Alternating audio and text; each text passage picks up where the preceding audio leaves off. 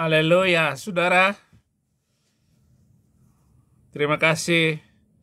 Saya mau ngobrol dulu dengan Bang Rocky Gerung. Apa kata dia? Tapi saya terangkan dulu bahwa saya ingin hentikan kegaduhan ini. Saya minta maaf karena ucapan saya itu menimbulkan kegelisahan, menimbulkan tadi polemik itu. Dan polemik itu yang justru menghidupkan gairah saya bahwa negeri ini belum mampu untuk mencerna prinsip-prinsip demokrasi itu. Jadi saya akan terus menjadi pengkritik itu. Saya kira itu poinnya ya. Nah, tapi saya terangkan dulu bahwa saya tidak cukup dengan minta maaf.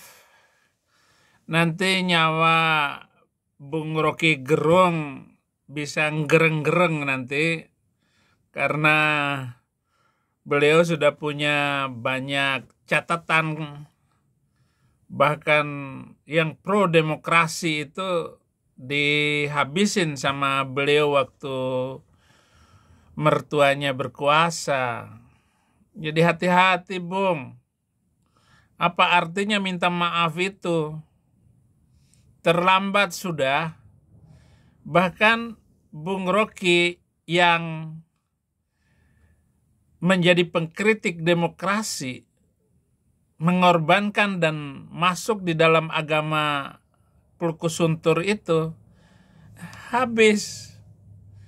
Anda nggak bisa lagi balik ke Kristenan karena Anda adalah tokoh. Kalau Anda balik ke Kristen lagi dengan membayar upah perjuangan kata-kata Anda yang memang disukai oleh banyak orang karena mengkritik sejak Jokowi, dan sekarang Anda kritik lagi Prabowo, itu taruhannya selembar nyawa loh. Maka lebih baik memang minta maaf. Memang itu cara yang bagus, tetapi Anda tidak ada gunanya sama sekali, apalagi dengan menjual iman dan mengorbankan Anda masuk agama itu.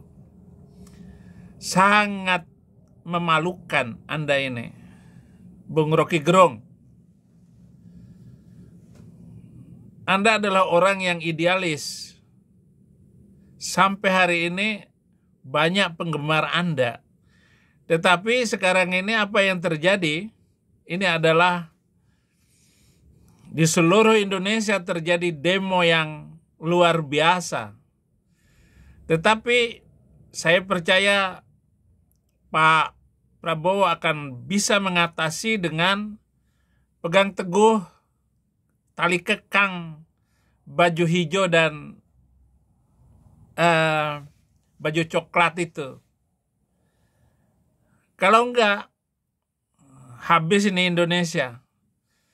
Bahkan menolak makan gratis itu ditolak. Mereka inginnya sekolah gratis. Dan itu juga dari kata-kata Anda. Memang itu bagus, itu narasi. Bukan nasi gratis. Mereka inginnya sekolah gratis mulai dari SD, SMP, SMA.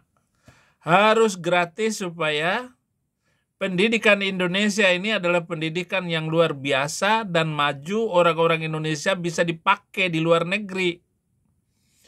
Selama itu belum terjadi, jangan harap Indonesia akan maju. Kenapa? Dasar orang-orang ini bukan dasar dari sila negara jati diri bangsa, tetapi agama. Dan agama itu adalah agama yang kata Soekarno, agama Pulkusuntur. Gelar yang disandangnya kemudian juga merupakan seorang pemikir intelektual yang dipikirkan oleh Soekarno. Tetapi dia mengatakan tentang pembaruan pemikiran Islam itu harus segera dilakukan. Tetapi itu 70 tahun yang lalu, 80 tahun yang lalu yang dikatakan oleh Soekarno. Sekarang terlambat untuk memperbaharui agama itu, walaupun Anda telah menukar perjuanganmu dengan agama itu. Masih ingat kan?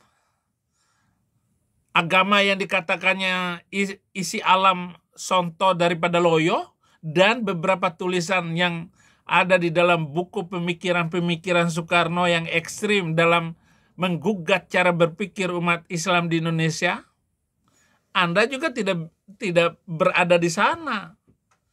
Bukan sebagai pemikir pembaharu Islam yang Anda lakukan, tetapi berbicara masalah demokrasi. Demokrasi tidak ada di negara-negara Asia itu. Selama pendidikan mereka rendah, selama mereka hanya tamat SMA, dan tidak ada yang mengecam pendidikan tinggi, bangsa Indonesia tidak bisa diajak berpikir demokrasi.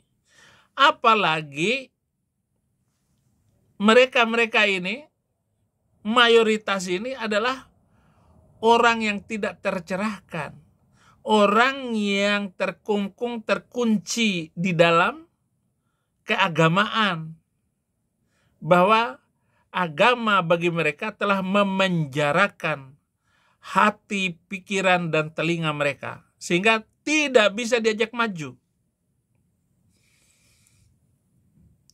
Apalagi sekarang ini, ya, di dalam negeri orang Indonesia tidak bisa diajak bersatu, di luar negeri apalagi. Ini nih, lagi Presiden Trump sudah 3 bulan ini menjadi presiden. Itu betapa takutnya orang-orang Indonesia di California ini. Nggak ada yang berani masuk kerja. Karena sudah banyak orang-orang Indonesia hilang begitu saja. Mobilnya di tempat parkir nggak diambil, orangnya sudah dibawa ke Amerika, dibawa kembali ke Indonesia. Ada yang dari Batak, yang Manado, yang Jawa, Sulawesi, Kalimantan, Ambon. Di sini nggak bisa diajak bersatu saja itu. Orang-orang Indonesia ini saling ngelapor. Makanya di sini nggak boleh ngasih tahu status Anda, punya surat atau tidak. Jangan ngomong sama teman dekat sekalipun. Jangan bilang bahwa Anda nggak jelas surat-surat Anda, status Anda. Ngeri. Suka ngelapor. Dia bikin status di Facebook. Saya tahu siapa saja Anda ini. Nanti saya akan lapor ke imigrasi. Bahkan dilaporkan ke federal. Ini orang ini, alamatnya ini, nomor teleponnya ini. Ada di Denver sana. 30 orang Indonesia di Denver dibawa balik ke Indonesia. Berarti kan ada 30 mobil yang nggak ketahuan siapa pemiliknya. Ditinggal begitu saja. Terutama sektor-sektor restoran sepi. Yang pekerjaan-pekerjaan di pabrik sudah pada kabur semua. Nggak berani masuk. Biasanya ada bis kuning, bis sekolah itu. Biasanya penuh.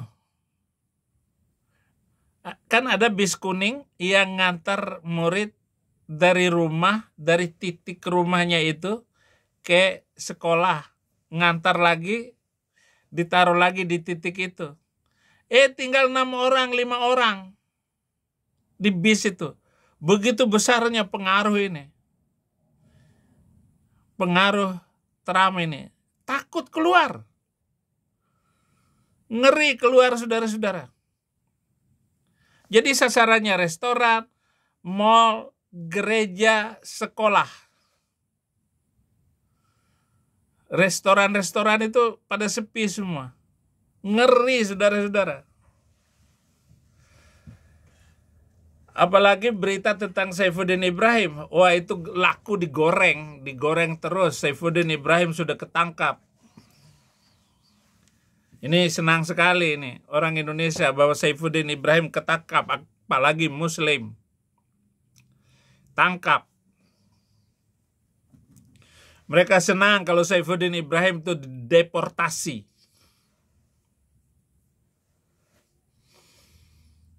Oh, saya bebas pergi kemana-mana. Saya bawa aja KTP saya. KTP saya dibawa kemana-mana. Jadi nggak takut, saudara-saudara. Kita dengarkan lagi nih Rocky Gerung. Ingin hentikan kegaduhan ini, saya minta maaf karena ucapan saya itu menimbulkan kegelisahan, menimbulkan tadi polemik itu. Dan polemik itu yang justru menghidupkan gairah saya bahwa negeri ini belum mampu untuk mencerna prinsip-prinsip demokrasi itu. Jadi saya akan terus menjadi pengkritik itu. Saya kira itu poinnya ya. Nah, tapi saya terangkan dulu bahwa saya ingin hentikan kegaduhan ini. Saya minta maaf karena ucapan saya itu menimbulkan kegelisahan, menimbulkan tadi polemik. Terlambat. Bapak sudah bikin kegelisahan sudah bertahun-tahun. Sekarang baru minta maaf karena presidennya Prabowo takut nyawa menghilang kali ya. Bagaimana Pak Rocky? Jadikan korban aja orang yang dihilangkan. Dulu yang menghilangkan Densus Pak. Densus 88. Sekarang ini Kopassus yang menghilangkan Bapak. Datang aja ke Amerika. Jadi pembicara di sini. Lebih bebas daripada minta maaf. Nggak ada arti sama sekali minta maaf itu. Bapak sudah terlanjur menyakiti Muslim, pemimpin. Bahkan Bapak bilang kitab suci itu adalah fiksi katanya. Bapak keterlaluan. Saya walaupun begini saya nggak berani mengatakan Al-Quran itu fiksi. Saya hanya ngomong dongeng. Karena Quran memang dikatakan dongeng seperti itu. Jadi perbaiki diri, kalau perlu Bapak datang ke sini, ya kita duet aja di sini. Tunjukkan Anda orang Sulawesi, saya orang Bima. Jadi Sulawesi, Mindanao, Filipina, Jepang itu sampai turun itu sampai ke Bima. Sama orang, sama-sama kepala batu kita. Tetapi Bapak sudah menodai diri Anda, meninggalkan kebenaran, meninggalkan Yesus.